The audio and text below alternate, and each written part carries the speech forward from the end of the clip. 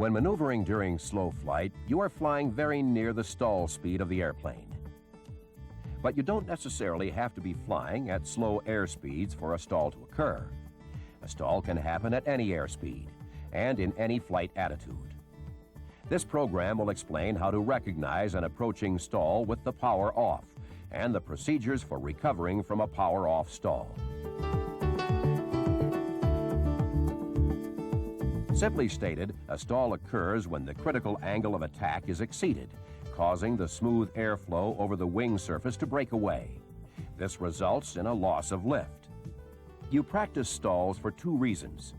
First, they acquaint you with the stall warnings and handling characteristics of your airplane as it approaches a stall. And second, they develop your skills so you can recover from an inadvertent stall quickly and efficiently with a minimal loss of altitude.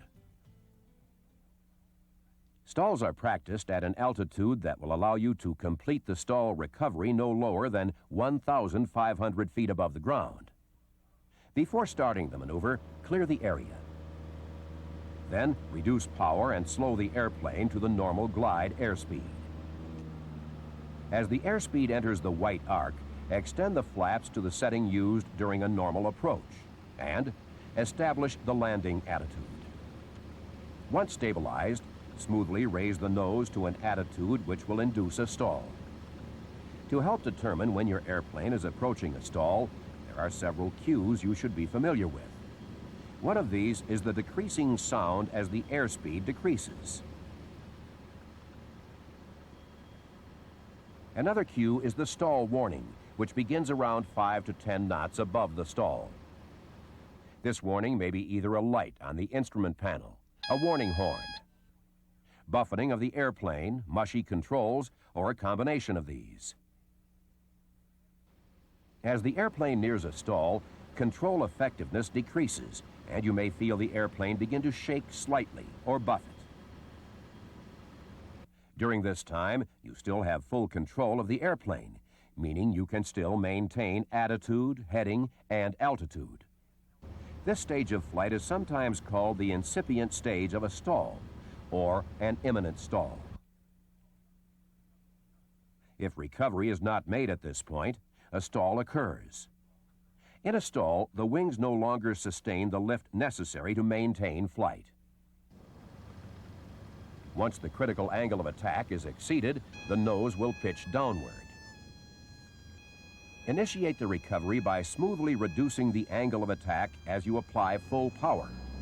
As you add power, you'll need to increase right rudder pressure to keep the ball centered in the turn coordinator.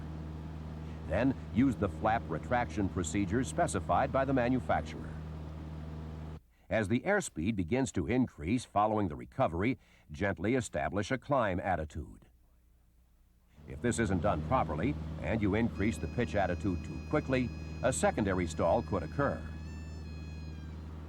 Conversely, waiting too long to establish a climb attitude could result in excessive speed and loss of altitude. The correct procedure is to raise the nose smoothly to the proper pitch attitude and climb at the airspeed recommended by the manufacturer. Once you've achieved proficiency in straight-ahead stalls, your instructor will have you do power-off stalls while in a turn. You will use the same procedures as in the previous maneuvers, except you will enter a coordinated turn of approximately 20 degrees before increasing back pressure on the control wheel.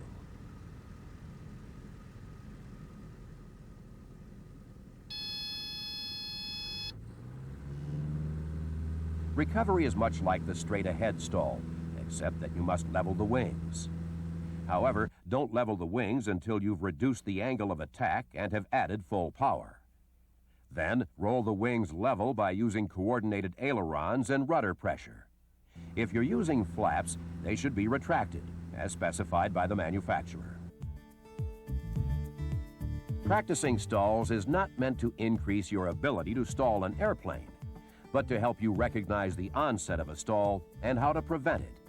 Or, if one does occur, what procedures to use to minimize the loss of altitude.